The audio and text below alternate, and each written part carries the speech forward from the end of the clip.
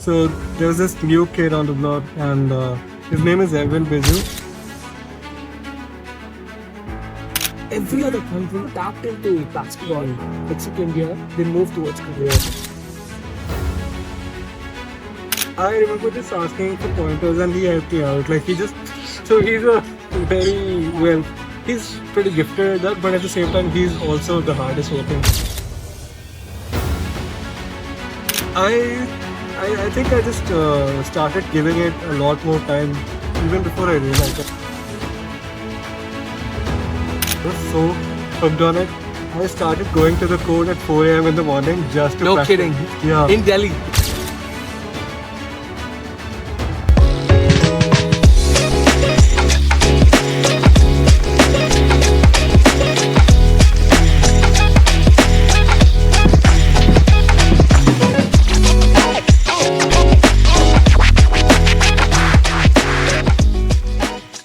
Hi, good morning. I am Shibu Zachary Alexander. Welcome to Courtside Conversations.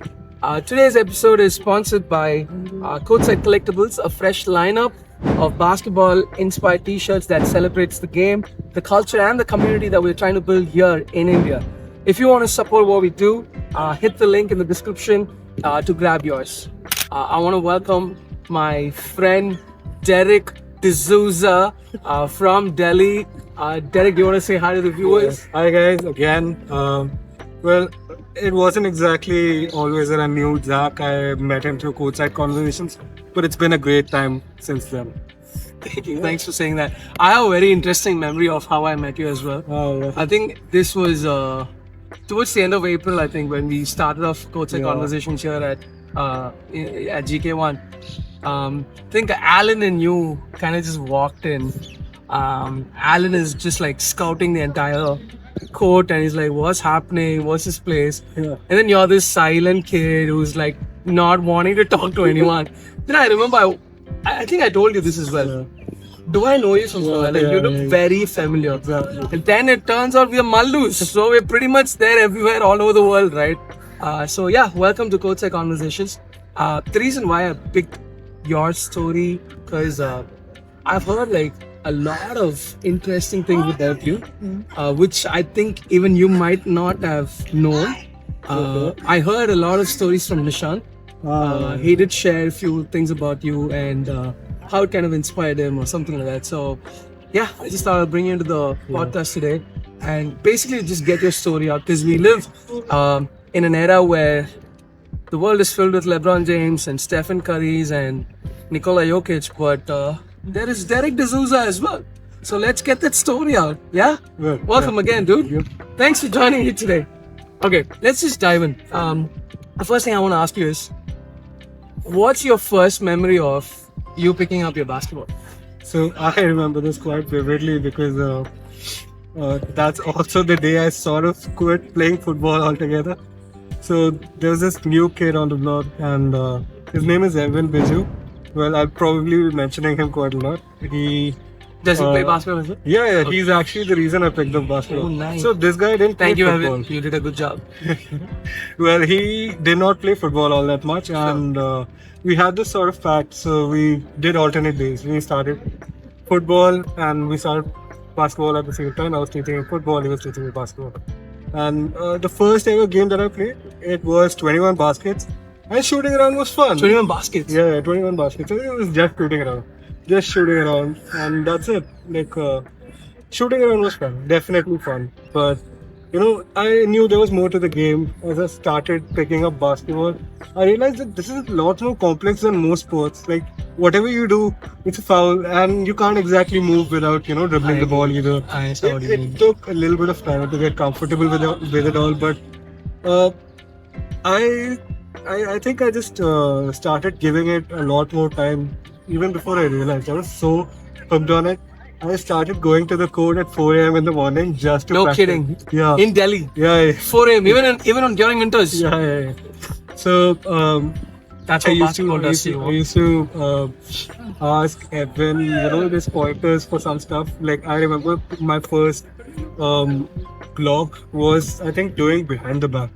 And Oh. yeah, and it came pretty natural. That was larger than life. Yeah. Doing behind the back and crossovers. I understand. Exactly. So I remember just asking for pointers, and he helped me out. Like so he's a very well.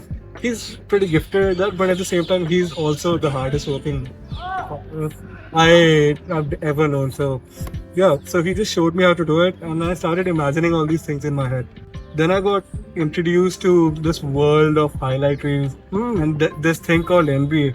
And it got me so This thing hooked. called NBA, huh? Just letting This, you know. I swear, like it was like I found this new drug to just I was like Kobe when he was 18, Oh, wow. 17, 18, and yeah, I was that cocky.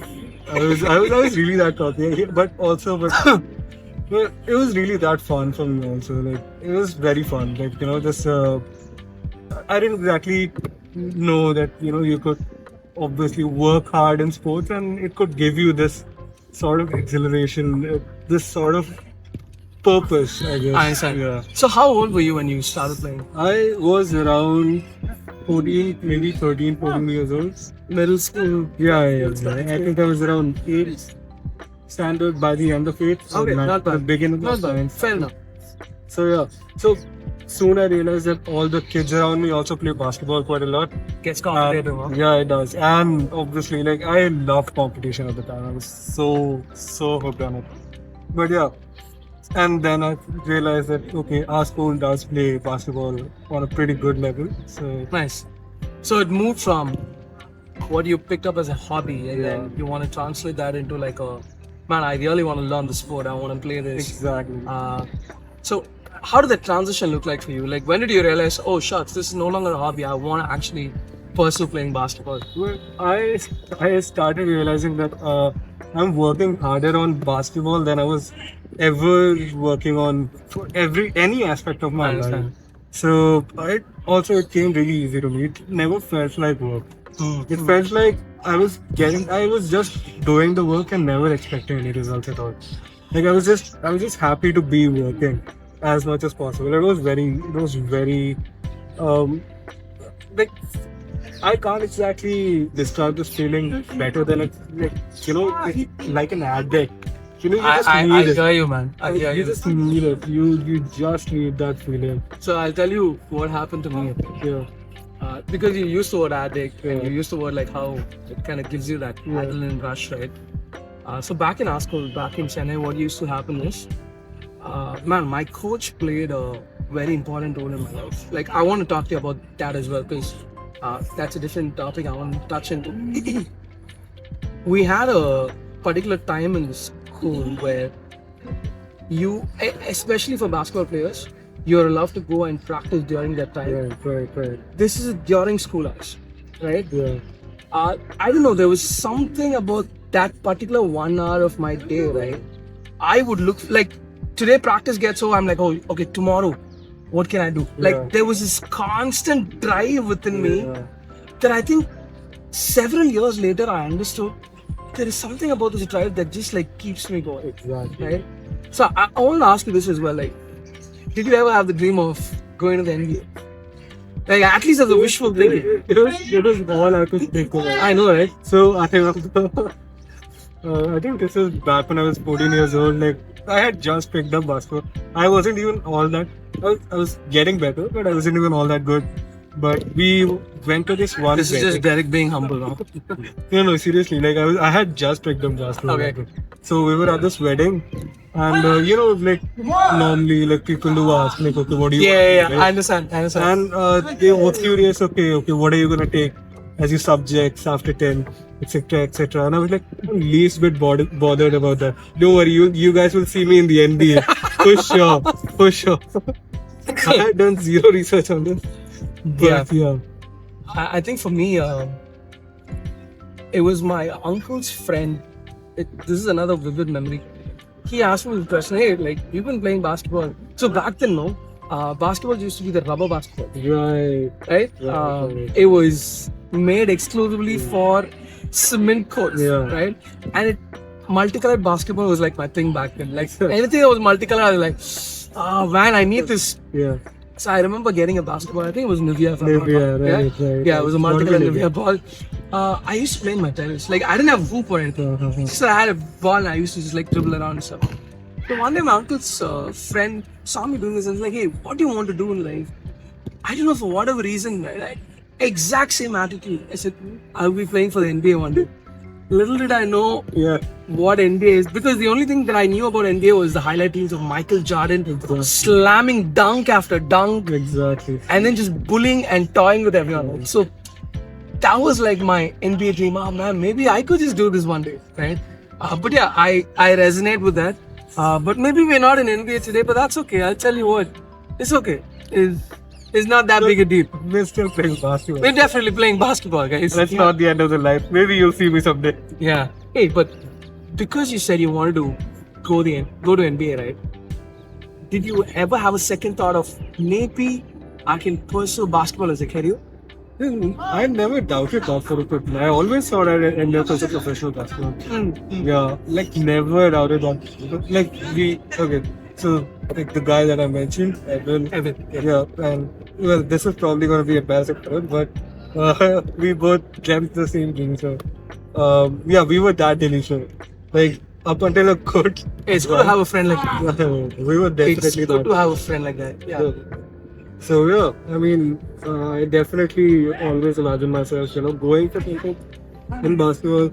But then again, life happens and you slow down just a little bit. So yeah. I like the word you said, life happens. I think the motion of us going through life, right, is something that basketball actually does to us. Yeah. Right? This is for every sports person actually, and especially if you're a hooper, you know what I'm talking about. Like, has basketball ever taught you something? Well, it's definitely taught me one thing, that's perseverance. Like, okay, that's very rich coming from me right now. I mean, honestly, After losing King on the Court? exactly. Not just that, come on. Like, I swear to God, also you. It's not just that. I think I've just noticed that I'm very disciplined when it sort of. It's just me practicing basketball as much as, or even just, I have a purpose. Yeah. And I think basketball sort of gives me that purpose in life. Like, even if it's not exactly achieving anything, it sort of gives me that sort of peace. It's like meditation. Like, it just. It's very therapeutic, right? Exactly. It's very therapeutic. You just sort of feel everything melting away, and all that matters is just that moment. Yeah, especially like very dramatic ass moments. Like you'll go to the court like 4-5 a.m. in the morning during winters. It's super dark, and you have this feeling that you're in a movie, like it's Rocky 3 going on. Nice. Tan, tan, tan, tan. Exactly. Like it's a very dramatic feeling, but at the same time, it sort of feels just feels good. Like a very main character moment for most people. So yeah. One of the things that I always look forward when I'm playing basketball is the teammates that I play with. It helps me to understand their personality as well. If you're not the pass first guy, I'm judging you. I don't know why. For me, it shows a lot about your personality, right? And I think it also goes back to what my coach always taught me. Like, it's okay. So I used to run point back in school. Like I used to play 1 and 3. Right? Yeah. I used to be point most of the time. And I remember coach always told me like, "Hey, pass the ball, pass the ball." So where I'm getting at is, it also helped me to see people differently. So, as the game helped you to see people and life, I know it taught a lot about your life, perseverance, you talked about that, but anything about people that it also shaped you? Well, it sort of made me believe in people a lot more. And even if it's not even the fact that they could just be very beginners and not doing all that great, but if you just help them out just a little bit. Like I always have this well you could call it a theory in my head, but I feel like even though your team is as good as your weakness list, so it's sort of the point guard's responsibility to just make the most out of it of them. Like it's just it's up to you. Like I always felt like if I just throw him the perfect pass, Mm-hmm. he won't ever miss. Like that's literally my you could call it motto. Whenever I'm playing. But I was not always like this. I was when I started out, I was never passed. For sure. I was, For sure. I describe myself. I was definitely the 17, 18-year-old Kobe. You could get the pass off the damn rebound. I understand. I understand. That's but yeah, I think after maybe my 10th grades, I think something switched in me, and I was starting to see all these, these windows to pass the ball, and you see their shot Like white being- chocolate stuff. exactly, and I was so mesmerized by that, like that I could see such things clearly, and I just started utilizing it. And before I got to know, I was just pass first, point guard everywhere I went. There is a joy in Yeah, it is making the right pass, exactly. and there is also a sorrow Exactly. when you make the right pass and the guy misses the open shot, bro. No, I'll still hold by it. Like if he misses, Yeah. I've got absolutely no worries about it. Yeah. Like I just have faith. Like I'll get the damn rebound. I'll do the work. Yeah. But like if it's I mean, everybody misses the ball. It's, I just feel like you criticize them and their shot percentage is only going lower. So yeah, I just always believed in just feeding the ball again and again, reloading them as much as possible, and yeah, I just believed in them whenever they probably did themselves. So yeah. It's good. Lately I've also been playing with some of the younger kids. I also coach. One thing that I'm probably observing among the young kids is the exposure towards the game is at fingertips for them, right? Like every few seconds there's another highlight reel that's popping on your screen, right? On YouTube. Some crazy content that's going on there. But the exposure that I had was what my coach taught me, what my coach did. So I had to mimic everything that my coach did. Exactly. I want to understand, like, what is the role of your coach? Like, So- in your life, like, did you have like multiple coaches, or was it just like one coach? So What was that? I had one coach, and that's during my 11th to 12th. Nice. That's back in my school, Father Agnes. Oh, you saw your father Agnes. Yeah. I trained Father Agnes, and they were pretty well known to be a basketball powerhouse ever since like maybe 10-20 years. And I always wanted to wear Agnes on my chest, like it was a thing. Proud Yeah, thing, yeah, okay. it was just my first ever dream ever since I picked up basketball. Like obviously I wanted to play in the NBA, but like also I wanted just that feeling of putting on Agnes jersey and playing for them also. So yeah, I think he did have a lot of faith in me. He pushed me quite a lot, and he's known to actually, kick ass. I mean, you'll definitely Get a lot of whackings, huh? Yeah. Coaches used to be like that back then, bro. if anybody's familiar with the name Shukla sir, it's definitely for that. Like Nice. he'll like break you down so good. But at least it had a very good impact as well. Your nobody could tie you out. Yeah. Like since your coach literally breaks you down that bad, like nobody could ever tie you out. So stamina wasn't an issue for us back then. So yeah, I mean, just the basics, like he got us down to the bit. Like I think what we lacked back then was set plays and just understanding what our roles in general were. We were a lot reliant on what we did naturally, instinctively, whatever came to us, and I think That's nice. yeah. But at the same time, like I think there could have been a little bit more, Systems? systems in place. Like just you don't have to sort of guess everything. I understand. Yeah. I think I know where you're going with this, because I remember when we were playing, right, back in those days, my coach had the triangle offense, right? I think that was the only offense that every coach that I knew ran. But right now, in my coaching journey in the last 5 years, I had to unlearn and relearn, because the game has evolved so much that Exactly. there is a new way to attack the hoop. Exactly. There is a new way. Like, I never knew the importance of the transition from defense to offense. Yeah. Right? Like you see some of these local games right now, right? There's always this guy who's releasing, right? For a quick bucket. Exactly. My coach hated that philosophy. He's like, no, you're not releasing. That's not how you play basketball. But over the period of time, like things has evolved. Like it's okay to do certain things, right? And I also think that players have been a little bit more versatile Yeah. since back then. You know, like you would never see a center, you know, like taking a three. Yep. I mean, that's one surefire way to get your ass kicked. I know. So bad. I know. So bad. I mean, You talked about getting your thumbs kicked and Mr. Shukla, right? How he played a pivotal role. My coach, right? yeah. The second he calls for a timeout, Yeah. we know what's happened. Yeah. Usually, coaches call timeout to discuss strategies. My coach calls timeout just to whack us. Right? So, we never believed in the concept of timeout. So, like, no, we are better off being at the court. That's true. So, I resonate with that, man. Yeah. I think it's not just the game that has changed, but also the coaching style has changed. Like, I think it's a soft tasting.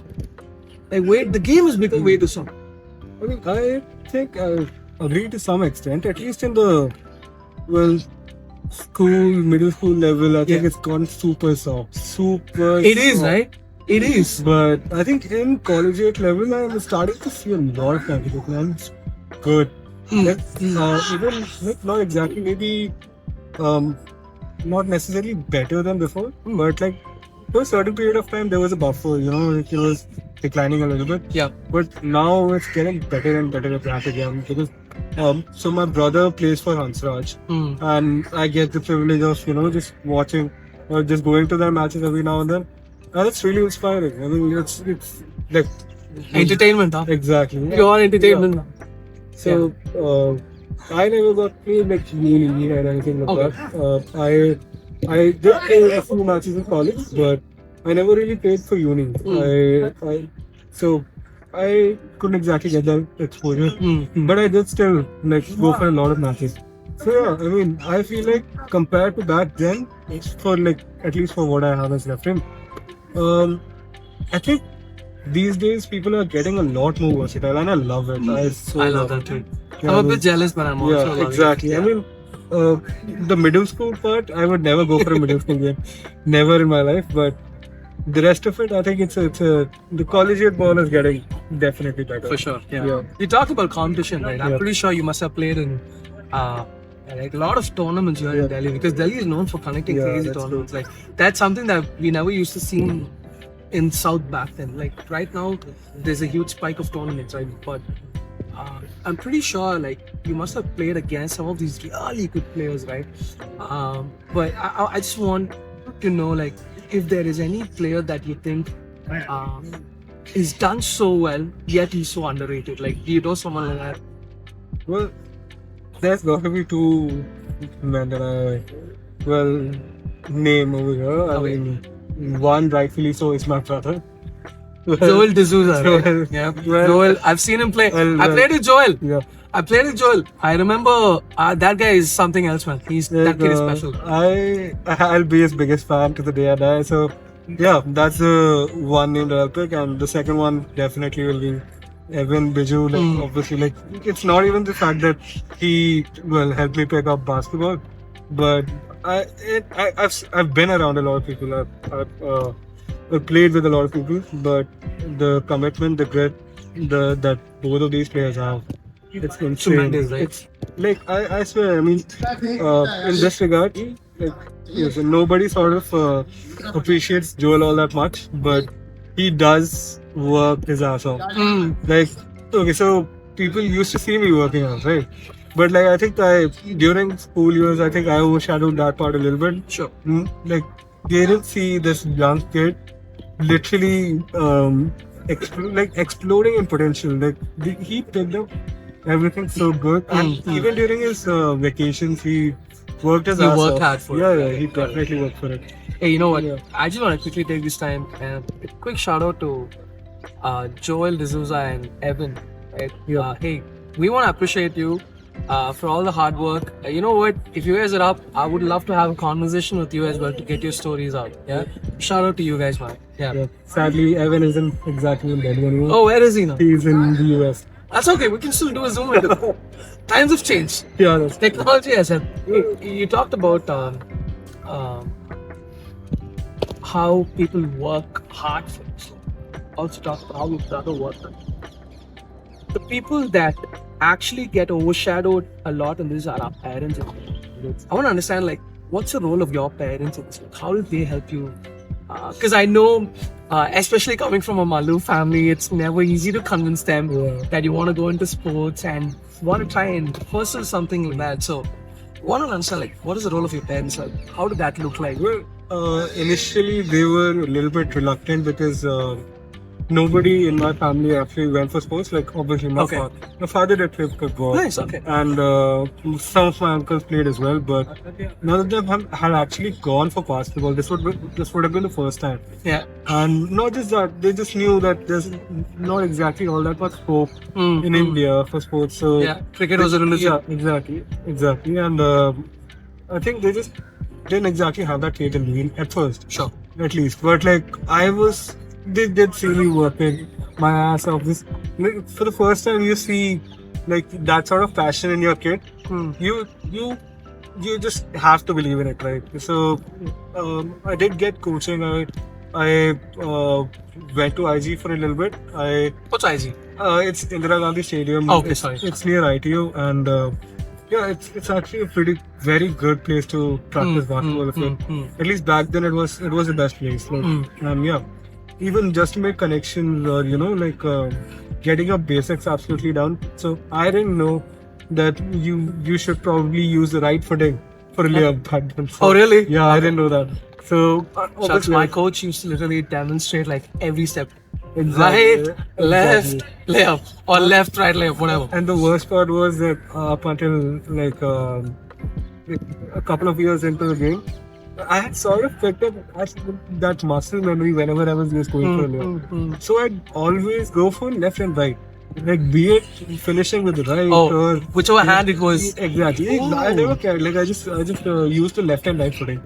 So yeah, the first time that I picked up, basketball in IG Stadium, that's when I realized, okay, so this is why we sort of use, different footing. Okay. The logic behind it. Okay. Exactly, the logic behind it. Sort of took me a little bit of time to, navigate through it. Sure. But I did actually end up correcting it, like in well, you could call it still work in progress, I guess. But yeah, so your parents kind of helped you, and then that kind of so they pushed me to working better, harder, like actually getting some sort of guidance to basically get better at the sport. Not just get better at the sport, but also get some connections and play in a better arena, get some competition.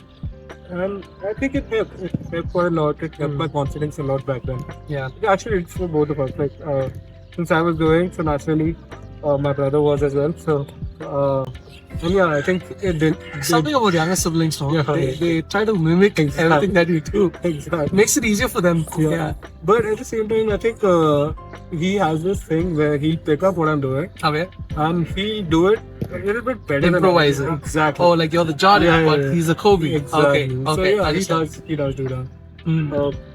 But yeah, I think playing back there were one of my sweetest memories.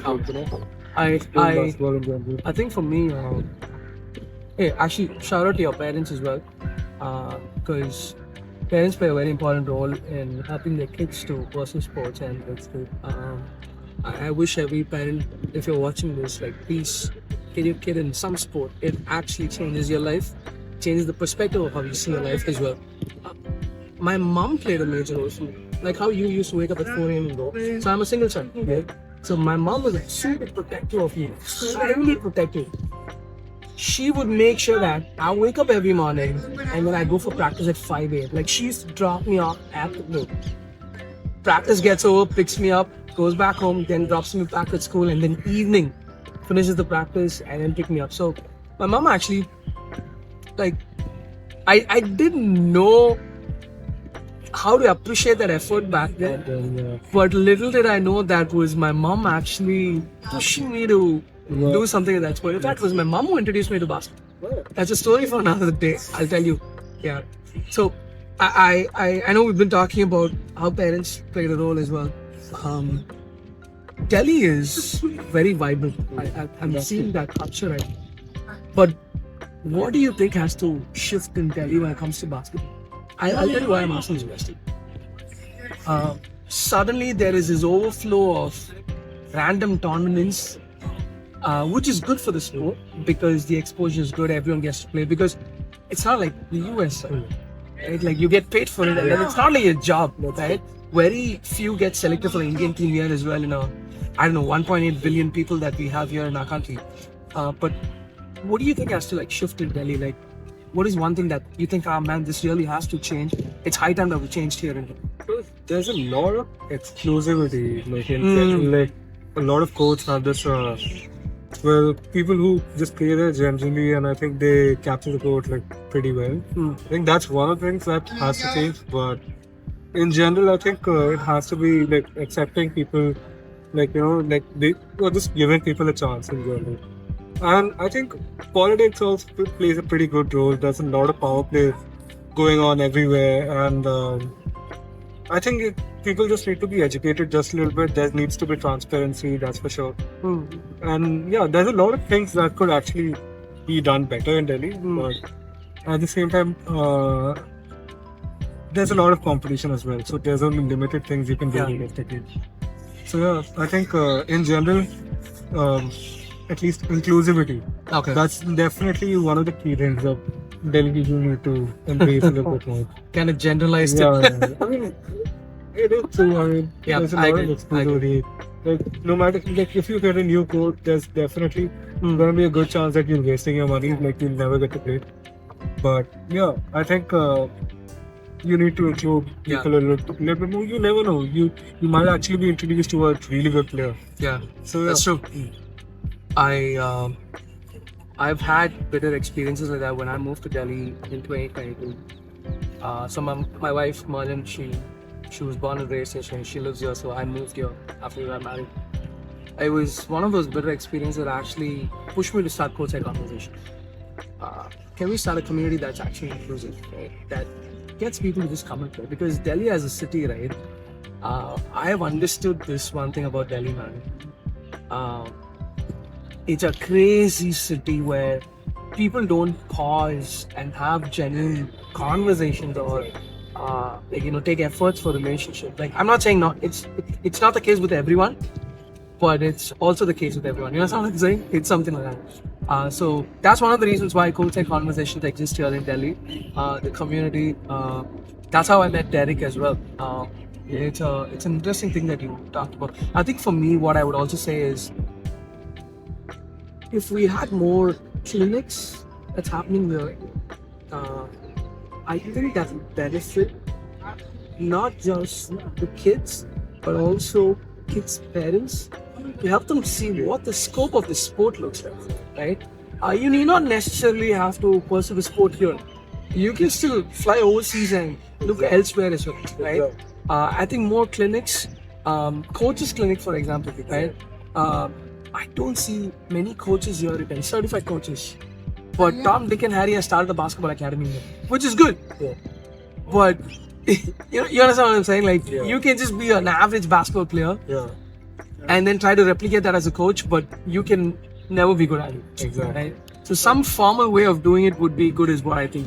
And it's not just skill work in general. I think, one of the main reasons a lot of people or a lot of parents in general are reluctant to send their kids into sports is just because they don't exactly see them setting goals for it, or oh, that's powerful. Yeah. And not just setting goals for it, they don't break down their dreams into achievable tasks, just ways to monetize it in general. I think in general, every parent sort of wishes for some sort of the safety net or like a security, exactly, like a security in general. Yeah, exactly, a cushion in general. So yeah, if you sort of show them that you're capable of it, maybe they'll be a little bit more accepting of the fact that you actually want you're doing it right. Like so, in general, I think that sort of education needs to be there, not just the schoolwork in general. Okay. So that's why I brought up, transparency in Delhi. Like, not just in Delhi. I think it's prevalent in my country. Yeah, exactly. So you need to know. Okay, so these sort of trials are coming up, or there could be like which colleges have the best teams, what scope you have to get, what scope you have that you could get you into a government job or something like that, or even just coaching in general, like how to actually go about it and how to build a community like you are. I mean, that's also a very good start, and I think that just one of the ways that you could actually maybe Try to make the sport better for Exactly. everyone, right? Yeah. Exactly, and not just that, like convince your parents as well, like just to be more supportive of the fact from a very young age. Like if you have somebody to guide you, I think especially like through these paths, I think they'll be a lot more open to it. Like, I think at least I think so. Thanks for saying that. One of the things that I also time and time think about is if I could just like go back in time and change something. So I want to ask you this question: like, if you have to look at your younger self and say something to that younger self, what would that? I think one of the things that would be to one, slow down. Slow down. Okay. Second would be to educate myself. Okay. Third would be to eat more. Please eat more. Eat more. Yeah. Okay. I had this one. I think I was a fat kid, and picking up basketball helped quite a lot. Before I knew it, I was shedding off pounds like anything. But at the same time, like I had screwed up my metabolism so good. Like, so yeah. Like I was just this. I had sort of burnt through all my muscles. Sure. And I needed to slow down. I wasn't exactly educated on the fact that like how diets work Oh yeah. and how Talk about diets, bro. exactly. Yeah. And I was treating gym work as like pure cardio. I was hitting reps on reps, and I never really cared. I felt like okay, you pick up a lot more weight and that's it. Like Yeah. I was actually treating it like cardio and that's it. Like I didn't know that yet. The benefits of it. Exactly. And how to actually work out, like how it should be divided, and how you can actually get optimal performance out of it. Like I think I needed to be educated about To the younger yeah. Okay. Obviously, all of these things sort of look better, like in hindsight. Like, okay, you kar sakta tha. Yeah. Like it yeah. could have Oh been yeah, done. yeah. It That's could how have been- hindsight works, no? Yeah, it could have been done. Yeah. So simple. I didn't see it back then. Fair. Yeah, that's one of like three things that I was. Good. One last question. I probably want to wrap this up. There is no better way to ask this question, but who is your goat and why? Oh, so I've definitely answered this before as well. I remember, but it's definitely Michael Jordan. There's no debate. Michael Jeffrey Jordan. There's no Why? debate. Well, come on, that guy took a damn break. I still came back and kicked out. I mean, Yep. you can't imagine. You can't do it. Yeah. It's not normal. Like Yeah. he went and played baseball for a little while. Like, Yeah. He still kicked ass over there. Yep. Like, that guy. Yeah, he was so good at everything that he just touched his hand. He was a beast, and I think we have to sort of give him props for that. And Like the stats that he put out. Like if he was actually playing, he went through little lesser season. everybody else. Yeah. And still like the stats that he has, like it's Is just insane, right? crazy. Yeah. It's crazy. Yeah. I think. Did you know like Dr. James Naismith is the one who founded basketball, Yeah. right? It became a global phenomenon because of Michael Jordan. Exactly. Right? Well, he was called the Black Jesus. Yeah, the Black Jesus for a reason, right? Yeah. Can you imagine, like, literally, like, putting a stop to everything? Look, France wasn't exactly known for Sure. basketball back then, but like I remember this one.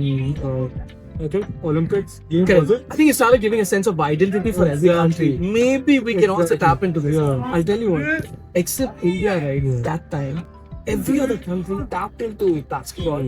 Except India, they moved towards cricket. right? That's okay. I don't know, but I'm glad.